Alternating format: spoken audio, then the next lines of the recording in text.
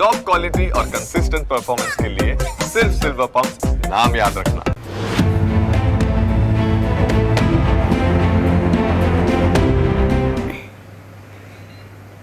નમસ્કાર, સ્વાગત છે આપનું ન્યૂઝ કેપિટલમાં. આપની સાથે હું છું જુહી ગાંધી. સુરતના જાણીતા ઉદ્યોગપતિ અને સામાજિક કાર્યકર પદ્મશ્રી મથુર સવાણીએ પાટીદાર સમાજમાં ખર્ચાળ રીત રિવાજો સામે સમાજનું બંધારણ ઘડવાના મત માટે જનમત માંગ્યો છે. મથુર સવાણીએ સમાજમાં વધી રહેલા દેખાડા અને ખર્ચાળ પ્રસંગો પર ચિંતા વ્યક્ત કરી કહ્યું કે સોશિયલ મીડિયા પ્લેટફોર્મ પર એક લિંક ડેવલપ કરી છે જેનાથી એ ખ્યાલ આવશે કે સમાજના કેટલા લોકો આ પહેલમાં જોડાવા આતુર છે.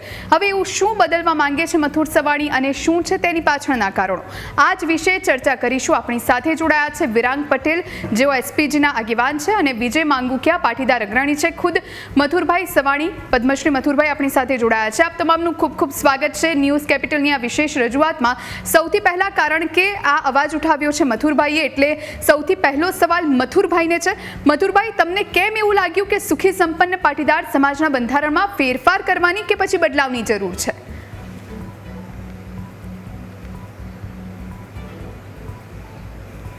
ગુજરાતમાં પાટીદાર સમાજ મોટો છે અને આજકાલ મોટા ભાગનો સમાજ શહેરોમાં રહે છે. 35 બિલ વચ્ચે શહેરમાં જીવવું પડે, ઘરે તમારે હાંકવા માટે 35 બિલ આવે.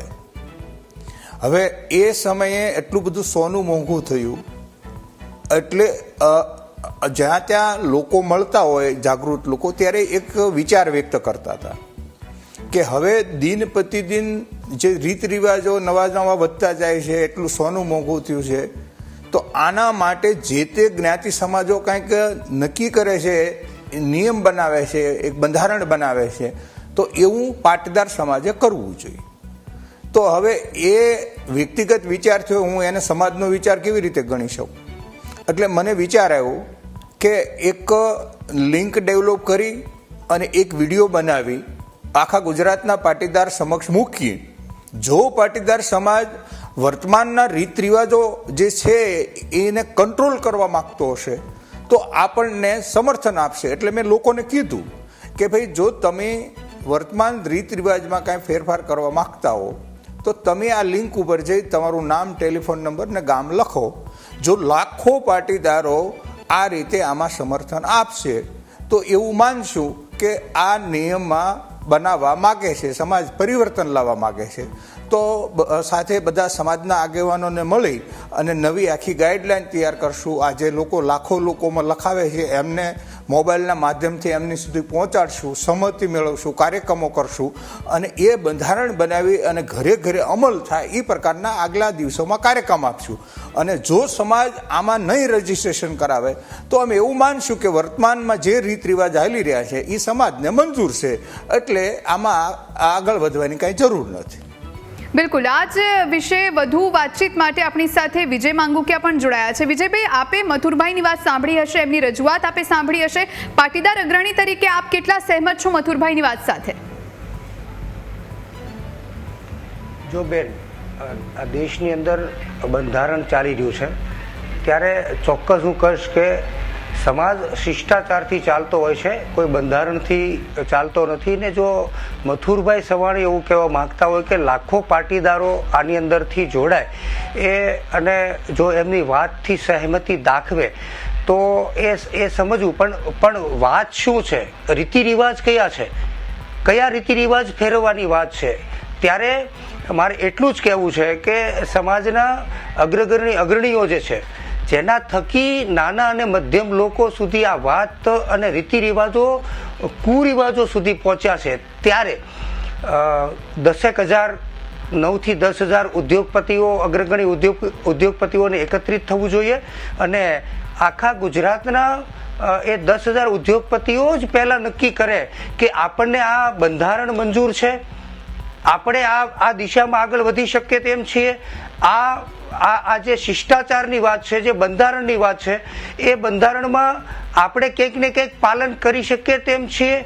એ વાત જો ઉદ્યોગપતિઓ અને અગ્રણીઓ જે ધનપતિઓ જે છે એ વાતથી જો સહેમત હોય તો નાનો માણસ ઓટોમેટિક ત્યાંથી વાતને પાછી વળી જશે ને નાનો માણસ ઓટોમેટિકલી ત્યાંથી એ જે રીતિ રિવાજો છે, જે કુરિવાજો છે, એને ઓટોમેટિક સ્વીકાર છે. જો આજે રીતિ રિવાજો અનેક અલગ અલગ ગુજરાતના સમાજના દરેક સમાજના સંમેલનો થાય છે, સ્નેહ મિલનો થાય છે, એમાં આગેવાનો જે છે એ વાત મૂકતા હોય છે, ત્યારે મારે ચોક્કસ કહેવું છે કે સમાજમાં રહેલા દૂષણો, જે યુવાનો ડ્રગ્સના રવાડે ચડી ગયા છે, જે માતા પિતાની સંમતિ વગર દીકરા દીકરીઓ લગ્ન કરી બેસે છે, જે સાયબર ફ્રોડમાં યુવાનો ફસાય છે, જેને કોઈ વધુ માહિતી નથી હોતી ને 17, 18, 19 વર્ષના કુંબળા બાળકો, જે યુવાનો જે છે એ કીટ જે ભાડે આપલે કરવાનું કામ કરે છે, જે ગલ્લામાં,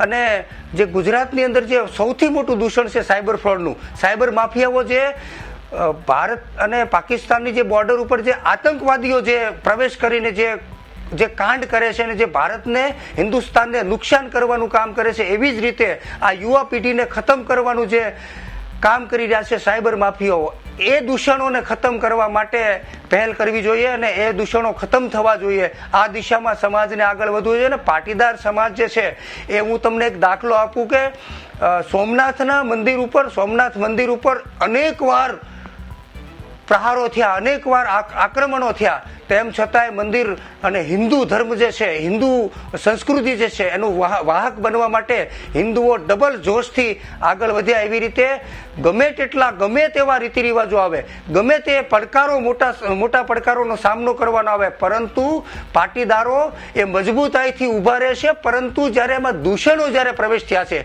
જ્યારે હમણાં થોડાક દિવસ પહેલા શૈલેષ સકબરિયાજીએ એક ટકોર કરી હતી કે સમાજના યુવાનોમાં કંઈક ને કંઈક દૂષણોનો પ્રવેશ થયો છે, ત્યારે આ દૂષણો ખતમ કરવા માટે સમાજના અગ્રણીઓએ આગેવાની લેવી જોઈએ ને એમાં ઇન્ટરફિયર થઈને સમાજના આગેવાનોએ આ વિષય ઉપર આગળ વધવું જોઈએ મારા મતે. બિલકુલ. વિરાંગભાઈ, આપની પાસે આવું, આપના મતે જે પ્રમાણે મથુરભાઈએ વાત કરી કે પછી વિજયભાઈએ પણ વાત કરી કે જે કુરિવાજો છે, જે દૂષણો છે, એ દૂર થવા જરૂરી છે. આપના મતે એસપીજી કઈ રીતે આમાં કામ કરી રહી છે અને સાથે સાથે કુરિવાજો આપ કયા ગણી રહ્યા છો? ચોક્કસ બેન, મથુરભાઈ જે અત્યારે જ્યાં લિંક મૂકી છે, ખરેખર જોવા જઈએ તો એક સારું પગલું છે મારી દ્રષ્ટિએ. અને વિજયભાઈએ પણ જે વાત કરી એ પણ બહુ જ અગત્યની છે, કારણ કે આપણે કોઈ બી બંધારણ બનાવીશું તો એ બંધારણ પહેલા આપણે અનુસરવું પડશે. આપણે આપણી દીકરીના લગ્ન જો જાહોજલાલી કરીશું, આપણે નેતા થઈને આપણે જે નેતૃત્વ લીધું છે બંધારણ ચેન્જ કરવા માટેનું, અને આપણે જો એમાં અનુકરણ નહીં કરીએ તો એ પડઘો સમાજ સુધી નહીં પહોંચે. એટલે સૌથી પહેલા તો આપણે જે પણ આ બંધારણ આપણે નક્કી કરવા જઈ રહ્યા છીએ કે કરીશું, તો એના માટે ચોક્કસ એવા હોદ્દેદારો કે જેનું પાટીદાર સમાજની અંદર નેતૃત્વ છે અને લોકો સુધી એનો અવાજ પહોંચે છે, એવા વ્યક્તિત્વ પસંદ કરવા પડશે, અને તો જ એ મુદ્દા લોકો સુધી પહોંચશે. એટલે પહેલું અનુકરણ તો આપણે જ કરવું પડશે. આપણે આપણી દીકરીનું લગ્ન સમૂહમાં કરીએ, જે અત્યારે દેખાદેખીની અંદર તમે વિચાર કરો બેન કે પેલા 5 લાખ ખર્ચો કર્યો તો પેલો 25 લાખ ખર્ચો કરે છે. જમવાની 100 ડીશ પેલા જો કરીએ બાજુવાળાએ પટેલે આપણે, તો આપણે એને 500 રૂપિયાની ડીશ કરીએ છીએ. આમાં આપણો સમાજ દીવામાં જતો જાય છે. આજે દીકરીનો પ્રશ્ન જેમાં એસપી સંગઠન આજે ઉત્તર સમાજની દીકરી સમાજમાં કેમ આ પ્રશ્ન અમે લઈને આજે ચાલીએ છીએ, કારણ કે બહુ ગંભીર પ્રશ્ન છે અમારી સમક્ષ. આજે મેરેજ માટે દીકરી નથી મળતી, છોકરી નથી મળતી, એટલે લાખો રૂપિયા ખર્ચીને એક સ્ટેટસ બનાવવા માટે વિદેશમાં જાય છે બેન, અને એ દેવામાં ફસાઈ જાય છે. પીઆર થતો નથી અને પાછો આવે છે અને આખો પરિવાર એ આ દેવાની અંદર ફસાઈ જાય છે બેન. એટલે ખરેખર, અને બીજી વસ્તુ કે આપણો પાટીદાર સમાજ જે લેવા કરવા અને અમીન, અને એમાં પણ પાછા અલગ અલગ ગોળ છે, તો એક નેતૃત્વ નીચે અમારું એસપી સંગઠન આજે બધાને એક સાથે લઈને ચાલે છે. એક નેતૃત્વમાં આપણે નહીં આવીએ ને તો આપણે ક્યારેય પણ આનો અમલ નહીં કરી શકીએ બેન. બિલકુલ. મથુરભાઈ, આપની પાસે આવું, આપને એવું લાગે છે કે પાટીદાર સમાજમાં કુરિવાજો હજુ જતા નથી અને દેખાદેખીમાં ખર્ચ વધારે થાય છે?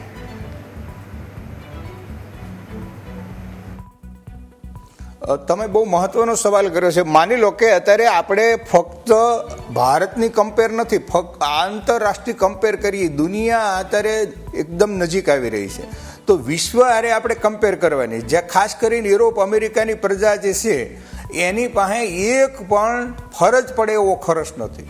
એક પણ ફરજ પડે એવો ખર્ચ નથી. એ ત્યાંનું બાળક 20 વર્ષે માનસિક તૈયાર થાય છે કે મારી આવક થાય પછી મારે વાપરવાનું પ્લાનિંગ કરવાનું છે, અને એનો ખર્ચ શું છે તો એમને સારા કપડાં જોઈએ છે, સારું ઘર જોઈએ છે, સારું ફર્નિચર જોઈએ છે, સારો પ્રવાસ જોઈએ છે. આ સિવાય એનો કોઈ ખર્ચ નથી. એને કોઈ એની જિંદગીમાં ફરજ પડે એવો ખર્ચ નથી. એક ઉદાહરણ આપું કે આપણે ત્યાં શ્રીમત વિધિ આવે, બાળક માના પેટમાં 7 મહિનાનું છે તો એ વખતે શ્રીમત વિધિ આપણીને આવે. કોઈ સુખી સાધન સંપન્ન લોકો 5 લાખનો ખર્ચ કરતા હોય છે, તો સામાન્ય માણસને ફરજ પડતી છે 25,000માં શ્રીમત વિધિ કરવાની. તો આ દુનિયાના વિકસિત દેશો જે છે, જેને કંઈક દુનિયાને પાછલા 1000 વર્ષમાં આપ્યું છે, ત્યાં એક પણ ફરજ પડે એવો ખર્ચ નથી. એ બાળક જન્મો એટલે આપણે 3-4 કાર્યક્રમ આવે, એ બાળકના વ્યવસાયના 8 કાર્યક્રમ આવે, એ બાળકના લગ્નના 8 કાર્યક્રમ આવે, માણસ મરી જાય પછી 8 કાર્યક્રમ આવે છે. તો આ જે દુનિયાના દેશોની કમ્પેર કરવાની છે ત્યાં આવું છે જ નહીં. એને કોઈ ફરજ પડે એવો ખર્ચ નથી, એને કોઈ પ્રકારનું ભારણ નથી, બાહ્ય ભારણ નથી. એની પ્રાથમિક જરૂરિયાત એ કમાય પછી પૂરી કરે છે અને ખૂબ પ્રફુલ્લિત રહે છે, એટલે સારી રીતે વિકાસ કરી શકે છે. વિજયભાઈ, આપની પાસે આવું કારણ કે મથુરભાઈએ પણ ખૂબ સરસ વાત કરી છે કે બહારના દેશોની જો કમ્પેર કરવામાં આવે તો ત્યાં એવું કંઈ નથી જે આપણે અહીંયા છે, ને એના કારણે સમાજનો ક્યાંક ને ક્યાંક ઉદ્ધાર નથી થતો. લોકો આજુબાજુની દેખાદેખીમાં એટલા ફસાઈ જાય છે કે પછી દેવા તળે તેઓ દબાઈ જાય છે. એટલે આપનું શું માનવું છે આ મુદ્દે? એ દેખાદેખી બેન વ્યક્તિગત પ્રશ્ન ગણાય છે, કારણ કે દેખાદેખીની અંદર એવું હું ચોક્કસ માનું છું કે બાજુવાળાએ આટલું કર્યું છે તો આપણે આટલું કરવું, એ સમજદારીની વાત છે. સમજદારી જ્યારે માણસની અંદર આવી જશે, જ્યારે પોતે સમજદાર બની જાય છે, જ્યારે ગીતાના સાર ઉપર જીવવાનું જ્યારે એ પસંદ કરશે અને ગીતા શિષ્ટાચારથી જીવવાનું પસંદ કરશે ને, ત્યારે આ બધા હું સ્વામી દયાનંદ સરસ્વતીને યાદ કરું કે કુરિવાજો એટલે કેવા કુરિવાજો કે બાળકીને દૂધ પીતી કરવાના કુરિવાજો હોય, કે પછી વિધવા જે લગ્ન થયા હોય ને વિધવા થઈ હોય ત્યારે એમને ઘરે જ બેસાડી રાખવાના, અથવા તો વિધવાને પોતાના સાસરીએ જ રહેવાના જે કુરિવાજો હતા, જે સતી થવાના કુરિવાજો હતા, આ બધા કુરિવાજો કહેવાય. એ સમાજમાં અસ્વીકૃતિ ગણી શકાય. પરંતુ જ્યારે સમાજની અંદર આ પ્રકારના દૂષણો હોય અને શિષ્ટાચારથી જે બંધન મુક્ત છે, અને હિન્દુ સંસ્કૃતિ અને વિદેશની જે પશ્ચિમી સંસ્કૃતિ છે, એ બંનેની કમ્પેરિઝન કરવા જઈએ તો ત્યાં ભ્રષ્ટાચાર નથી. શિષ્ટાચારથી જીવવાનું એટલે શિષ્ટાચાર છે એટલે ભ્રષ્ટાચાર નથી. અહીંયા બંધારણ હોવા છતાં ભ્રષ્ટાચાર છે. તમે એક પણ કચેરી એવી નહીં જોવો કે ભારતની એક પણ કચેરી એવી નહીં તમને જોવા મળે કે ત્યાં થોડો નાનો મોટો ભ્રષ્ટાચાર ન થતો હોય. તો બંધારણ હોવા છતાં ભ્રષ્ટાચાર થતો હોય છે. આની અંદર સમાજના ભલે દરેક સમાજોએ ભેગા થઈ અને અલગ અલગ લોકોએ ભેગા થઈને અલગ અલગ સમાજના નેતૃત્વ કરનારા લોકો ભેગા થઈને બંધારણ બનાવ્યું છે, પરંતુ આ બંધારણનું પાલન કરાવશે કોણ? સૌથી મોટો પ્રશ્ન છે. અને બંધારણ બનાવ્યું છે તો આમાં ભાગલા પાડો અને રાજ કરોની નીતિ ક્યાંક ને ક્યાંક તો નથી સમાયેલી ને. કારણ કે આમાં બંધારણ જે બંધનમાં કોણ આવશે? તો કે નાનો માણસ બંધનમાં આવશે, મોટો માણસ બંધનમાં નહીં આવે. એટલે ક્યાંક ને ક્યાંક આ શિષ્ટાચાર ગુમાવશે અને ભ્રષ્ટાચાર બાજુ જશે કે ભાઈ કઈ નહીં, ચાલો આને આટલો દંડ મૂક્યો છે કે 1 લાખ રૂપિયાનો કે 5 લાખ રૂપિયાનો કે 25 લાખ રૂપિયાનો દંડ મૂક્યો છે, તો મોટો માણસ સગવડતા વાળો છે એ કહેશે કે ભાઈ હું સમાજને દંડ પૂરો કરી દઈશ અને સમાજમાં દંડ ભરી દઈશ. એટલે ક્યાંક ને ક્યાંક આ વસ્તુ આ દિશા તરફ ન વહી જાય એની પણ કાળજી દરેક સમાજે લેવી પડશે. અને જ્યારે અત્યારે હિન્દુસ્તાન પરમ વૈભવના શિખર સુધી જ્યારે પહોંચતું હોય ને જ્યારે એ પ્રયાસ શરૂ હોય ત્યારે પાટીદાર સમાજ એમાં નેતૃત્વ કરી રહ્યો છે. ત્યારે પાટીદાર સમાજને કોઈ બંધન નથી હોતું ને પાટીદાર સમાજ હા ચોક્કસ રીતિ રિવાજો જે વધારાના જે ખર્ચાઓ છે, જે પોતે સમજદાર લોકો છે અને સમજદારીથી એને અટકાવવા જોઈએ અને સમજદારી પૂર્વક એને આ સિસ્ટમમાં લાવવા જોઈએ. સિસ્ટમથી શિષ્ટાચાર લાવવો જોઈએ, નહીં કે બંધારણથી બંધનમાં. બંધન કરશો તો ચોક્કસ ભાગલા પડશે અને બંધારણ આવશે તો નાનો માણસ આમાં પીછાઈ જશે, મધ્યમ વર્ગનો માણસ આમાં પીછાઈ જશે અને મોટો માણસ જે છે એ દંડ ભરી અને પોતાની મનમાની કરશે. અને મોટા માણસ જ્યારે આ પ્રકારની મનમાની કરશે ત્યારે નાના માણસોને જીવવું કે મરી જવું આ પ્રશ્ન થશે ને આત્મહત્યાઓ પણ આની અંદર વધી શકે છે. ભાઈ, સૌથી પહેલાં તો એ સવાલ અહીંયા આવે કે જ્યારથી પટેલ સમાજમાં પટેલના ઘરમાં જ્યારે દીકરીનો જન્મ થાય ત્યારથી લઈ અને તેના લગ્ન સુધી જન્મથી જ સોના ચાંદીની માતા પિતા ખરીદી શરૂ કરી દે કે કાલે ઉઠીને દીકરીને વળાવવાની થશે અને જે પ્રમાણે રીત રિવાજ છે એટલા તોલાનું સોનું તેને ચડાવવું પડશે અને એટલા જ માટે માતા પિતાના માથે એક ભાર રહે. એટલે એ ભારથી માતા પિતાને છુટકારો મળે એ જરૂરી છે, કારણ કે એમાં ને એમાં માતા પિતાની જે પરિસ્થિતિ છે એ સૌથી વધારે ખરાબ થતી હોય છે. એટલે આ એક જે રીત રિવાજ છે એ પણ દૂર થાય એ જરૂરી છે.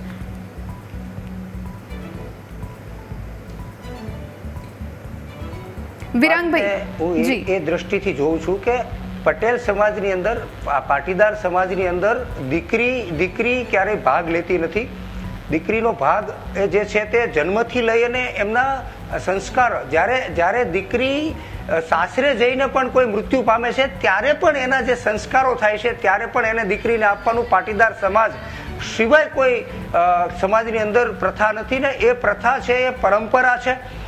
દીકરીને મદદ કરવી, બેનને મદદ કરવી, મામેરું કરવું, આ એક મદદગારીનો ભાગ બને છે ને. એમાં કોઈ બંધન નથી હોતું કે જે દીકરીને જી જ્યારે પણ જરૂર પડે છે, જ્યારે મામેરાનો સમય આવે છે ત્યારે કોઈ 1,000નું પણ મામેરું કર્યું છે, 11,000નું મામેરું કર્યું છે, 11 લાખનું કર્યું છે, 1 કરોડ રૂપિયાનું પણ મામેરું કર્યું છે, ત્યારે એ દીકરીને જે પ્રમાણે દીકરીનો ભાઈ એટલે કે ભાઈ બહેનનો પ્રેમ, આ જે લાગણીના જે સંબંધો છે એ સંબંધોને પ્રસ્થાપિત કરવા માટેનો જ્યારે અવસર મળતો હોય છે ત્યારે ભાઈ લાડકોડથી એ બેનને મામેરું કરતો હોય છે. એ કોઈ રિવાજ નથી, એ કુરિવાજ નથી. કારણ કે પાટીદાર સમાજના અલગ અલગ વિસ્તારોની અંદર અલગ અલગ વ્યવસ્થા છે, એ પરંપરા છે કે બેનને ભાઈ તરીકે જેટલું પણ આપી શકાય એટલું આપે છે ને. હું તમને એક દાખલો આપી દઉં. પાટીદાર સમાજની અંદર કે જ્યારે બેન વિધવા થાય છે, જ્યારે સાસરીએ જઈને મોટી ઉંમર પછી પણ જ્યારે બેન વિધવા થાય છે ને ત્યારે પણ બેનની આજીવિકા ચલાવવા માટે જ્યારે પતિ ગુજરી જાય છે, બનેવી ગુજરી જાય છે, પટેલ જ્યારે ગુજરી જાય છે ત્યારે એની આજીવિકા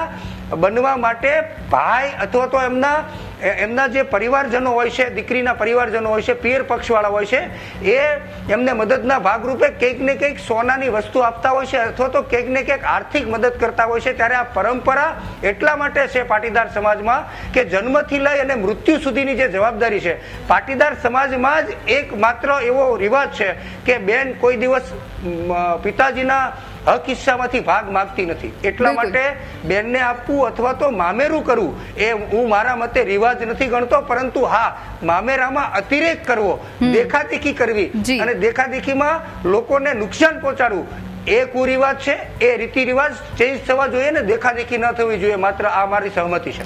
બિલકુલ. વિરાંગભાઈ, આપને પણ એ જ સવાલ કે જે પ્રમાણે મામેરાની પ્રથાની વાત કરી છે વિજયભાઈ, અને સાથે સાથે દીકરીને સોનું ચઢાવવાની જે વાત છે એને લઈને પણ ઘણીવાર માતા પિતાને ભાર મહેસૂસ થતો હોય છે, એને લઈને શું વિચાર છે?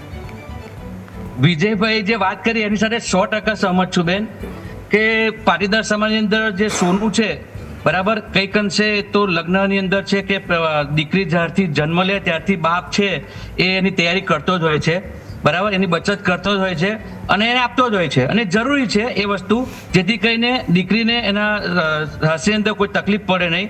પણ મારો જે પ્રશ્ન એ છે બેન કે આ બધા જે રિવાજ અત્યારે જે સમાજની અંદર જે બધા પ્રી વેડિંગ છે કે બીજા કોઈ એવા રિવાજ એ બધા ઘૂસ્યા કઈથી? તો મારું એક માનવું છે કે સોશિયલ મીડિયા, જે ટીવી સિરિયલો છે એની બહુ મોટી અસર થઈ છે બેન. જે રીતે ઓસ્ટ્રેલિયાની અંદર મને ખ્યાલ છે ત્યાં સુધી કે એ લોકોએ પ્રતિબંધ મૂક્યો છે અમુક ઉંમર સુધી, તો એ પ્રતિબંધ પણ જો આપણા દેશની અંદર જો આપણા સમાજથી કરીએ આ વિચાર, બીજા કોઈ વિચાર તો અમને છોડીએ સાઈડ પર, જો પહેલું જ આ મુદ્દો કરીશું ને આપણે એપ્લાય તો 100% એમાં સફળ. કારણ કે આ બધું આવ્યું છે ટીવી સિરિયલના માધ્યમથી જ આવ્યું છે. પ્રી વેડિંગ પહેલા ક્યાં હતું બેન? આજે લાખો કરોડ રૂપિયા ખર્ચો કરે છે અને દીકરી તો બોલી દે છે કે પપ્પા અમારે કરો. પપ્પા 100%, કારણ કે દીકરી વાલનો દરિયો છે એના માટે ગમે તે કરી નાખશે, દેવું કોઈને પણ છેલ્લા કરશે. એ સિવાય અંગૂઠા જે વીંટી પહેરવાની જે રસમ હોય છે એમાં પણ 500,000 માણસ રસોઈ કરીને લગ્નનો ખર્ચો અડધો એમાં કરી નાખે છે. જી. તો આ બધું આ ટીવી સિરિયલો દેખાય છે કે સોશિયલ મીડિયા માધ્યમથી આવ્યું છે. જી. ખરેખર વિજયભાઈ ને મથુરભાઈ સવાની આપણે વડીલ છો તો બધા જ આ મુદ્દા પર જો આપણે આગળ સમાજને વધારીએ તો બિલકુલ. ચોક્કસ આનું આપણને 100% રિઝલ્ટ મળશે. બિલકુલ મથુરભાઈ, આપને લાગે છે કે આપના પ્રયાસથી સમાજમાં સુધારો આવશે? કારણ કે આપની પહેલા પણ સમાજના અગ્રણીઓએ આવા અનેક પ્રયાસ કર્યા હતા. મેં તો બે ઓપ્શન ખુલ્લા મૂક્યા છે.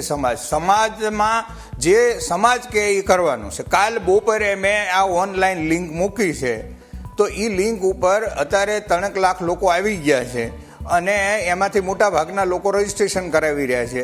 હવે આ 15 દી હાલશે એટલે ખબર પડશે કે કેટલા લોકોને રસ પડ્યો અને કેટલા લોકોને નો રસ પડ્યો. બિલકુલ મથુરભાઈ, આપના સમાજની અંદર એસપીજી, ઉમિયાધામ, ખોડલધામ જેવા મોટા મોટા સંગઠનો છે, તો તમામે એક થવાની જરૂર છે, કારણ કે બધાની પોતાની વિચારધારા છે. તો એક થવાની હવે કેટલી જરૂર? એવું આમાં અમારા પાટીદાર સમાજ હોય કે અન્ય સમાજ હોય, સૌ લોકોના કલ્યાણ માટે કામ કરી રહ્યા છે. માની લો કે અમારો સમસ્ત પાટીદાર સમાજ સુરત બે સમાજને સાથે રાખીને કામ કરે છે. અમે કિરણ હોસ્પિટલ 500 કરોડના ખર્ચે નિર્માણ કરી છે. અત્યારે કિરણ કરુણા અમારી બિલ વગરની એક હોસ્પિટલ ડેવલપ થઈ રહી છે. અમે મેડિકલ કોલેજનું નિર્માણ કર્યું છે. અમે અહીં સમસ્ત પાટીદાર સમાજ બનાવી અને આખા ગુજરાતના પાટીદાર સમાજના દીકરાઓને ઉચ્ચ શિક્ષણ માટે પાછલા 15 વર્ષથી લોન આપી રહ્યા છીએ. એટલે હવ પોતપોતાની રીતે કામ કરી રહ્યું છે. ખોડલધામ એમની રીતે સૌ સારી રીતે કામ કરી રહ્યું છે. વિશ્વ ઉમિયાધામ એમની રીતે ખૂબ સારી રીતે કામ કરી રહ્યું છે. અમારું સરદાર ધામ જે છે એ પણ ખૂબ સારી રીતે કામ કરી રહ્યું છે. એટલે બધી નાની મોટી સંસ્થા ખુદ પોતાની જેટલી શક્તિ છે એ પ્રમાણે સમાજના કલ્યાણ માટે કામ કરે છે. બિલકુલ મથુરભાઈ, અહીંયા સૌથી મોટો પ્રશ્ન એ ઊભો થાય કે આપના જ સમાજના કેટલાક લોકો ભેગા થયા હતા અને ભાગેડુ લગ્ન પ્રથાને લઈને વિરોધ કર્યો હતો. મથુરભાઈ, શું આપ આ વાતને સમર્થન આપો છો?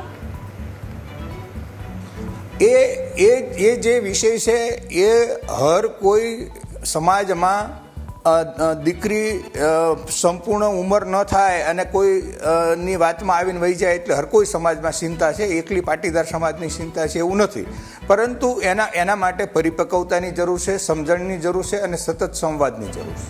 મથુરભાઈ, તમારા સમાજની દીકરી આરતી સંઘાણીએ પ્રેમ લગ્ન કર્યા તો સોશિયલ મીડિયામાં ચર્ચા થઈ, પણ આરતીએ એક મુદ્દો ઉઠાવ્યો હતો કે દીકરી લગ્ન કરે બીજા સમાજમાં તો સમાજ વિરોધ કરે, પણ દીકરો જો બીજા સમાજમાં લગ્ન કરે તો તેને અપનાવી લે. આવો ભેદભાવ કે? આમાં જે તે સમાજોએ સમાજના કલ્યાણ માટે, સમાજની શિક્ષા માટે, સમાજના શિક્ષણ માટે, સમાજમાં વ્યવસાયિક નોલેજ વધે એ માટે, સમાજની સુવિધા માટે કામ કરે છે અને હર કોઈ જ્ઞાતિ સમાજો કામ કરે છે. એક વાત છે. પરંતુ બીજી સાઈડ જોઈએ તો સમગ્ર દેશની અંદર માનવી વચ્ચેની આત્મીયતા, સનાતન ધર્મ વચ્ચેની જે આત્મીયતાની વાત છે, પૂરા દેશમાં એકબીજા સાથે મળીને કામ કરે એની વાત છે. રહી વાત બીજી જ્ઞાતિમાં લગ્ન કરવા, તો એ કંઈ આજે શરૂ થયું છે? સદીઓથી આવેલું આવે છે. વિજયભાઈ, મધુરભાઈની વાત સાથે આપ કેટલા સહેમત છો? કારણ કે જે પ્રમાણે ભાગેડુ લગ્નની વાત હોય કે પછી અન્ય કોઈ જ્ઞાતિમાં લગ્નની વાત હોય, તો એ વખતે દીકરો બીજી કોઈ જ્ઞાતિમાંથી લગ્ન કરી અને બીજા સમાજની દીકરીને જો લાવે તો પરિવાર અપનાવી લે છે, પણ જો પાટીદારની દીકરી બીજા કોઈ સમાજમાં લગ્ન કરે તો ઉહાપોહ મચી જાય. બેન, હું ક્યારેય એ વાતને સ્વીકારતો નથી ને ભવિષ્યમાં ક્યારેય સ્વીકારીશ પણ નહીં. કારણ કે આંતરજ્ઞાતિ લગ્ન જે છે એ સમાજની એ સામાજિક જે વ્યવસ્થા છે, એ પરંપરા જે છે એને ખોરવવાનું કામ કરે છે. એ મોટું દૂષણ છે. કારણ કે જ્યારે રીતિ રિવાજો, રીતભાત, એની જે ખાણીપીણી, એની જે વ્યવસ્થા, એની જે રહેણીકેણી, એની જે પહેરવેશ, આ બધી જ વ્યવસ્થામાં ક્યાંક ને ક્યાંક ફરક હોય છે. ત્યારે સેટ થતા એને 7-8-10 વર્ષ સુધીનો સમય લાગે છે. અને જ્યારે સમાજની અંદર જે લગ્ન કર્યા હોય છે ત્યારે સમાજ વચ્ચેના દીકરા દીકરી હોય એને લગ્ન કર્યા હોય છે ત્યારે પણ એને પિયરમાંથી જ્યારે સાસરિયામાં આવે છે ત્યારે એને સમજવા માટે અમુક મહિનાનો સમય લાગતો હોય છે. ત્યારે આંતરજ્ઞાતિ લગ્ન માટે હું ક્યારેય સહમત નથી ને દીકરો હોય કે દીકરી હોય ક્યારેય આ વાત સાથે કોઈ પણ સમાજ સહમત નથી થતો, કારણ કે સમાજની જે વ્યવસ્થા છે એના રીતિ રિવાજો છે. જ્યારે આ સમસ્યા જ્યારે ઊભી થાય છે, જ્યારે ડિવોર્સ વાળી જ્યારે વાત આવે છે, જ્યારે એ પતિ પત્નીનો અણબનો બને છે, જ્યારે એના સંતાનો થઈ જાય છે અને સંતાનો થયા પછી જ્યારે કોઈ છૂટાછેડા સુધીની વાત આવે છે ત્યારે સમાજના કોઈ અગ્રણીઓ વચ્ચે પડી અને સમાધાન કરવાને બદલે એ કોઈ વચ્ચે આવતા જ નથી ને સમાધાન થતું નથી. એટલે લાંબા સમય સુધી એ વાત પડી રહે છે. કાં તો દીકરી ત્યાં સહન કરીને રહેવું પડ્યું હોય છે અને કાં તો એ દીકરી આત્મહત્યા સુધીના પ્રયાસો કરે છે, કારણ કે એમને સૂડી વચ્ચે સોપારી થાય છે. પિતા જ્યારે માતા પિતાની સહમતિ વગર જ્યારે લગ્ન કર્યા હોય છે ત્યારે 98% કેસ નિષ્ફળ જાય છે અને 2% જ માત્ર સફળ થતા હોય છે. અને 2%ની અંદર જ્યારે આ વાત આવે છે ત્યારે ચોક્કસ સમાજને એક વિટંબણા ઊભી થતી હોય છે અને ક્યારેય એ વિટંબણા પૂરી નથી થતી. બિલકુલ, આપ ત્રણેય પાટીદાર અગ્રણીઓએ જે પણ કુરિવાજની સમાજમાં વાત કરી, આશા રાખીએ કે જલ્દી એ કુરિવાજો દૂર થાય. આપ તમામ અમારી સાથે જોડાયા અને ચર્ચામાં ભાગ લીધો એ બદલ આપનો આભાર. આ સાથે વિશેષ રજૂઆતમાં અત્યારે બસ આટલું જ. તમામ મહત્વના સમાચારો માટે આપ અમારા સોશિયલ મીડિયા પ્લેટફોર્મ પર અમને ફોલો કરી શકો છો. રજા આપશો. નમસ્કાર.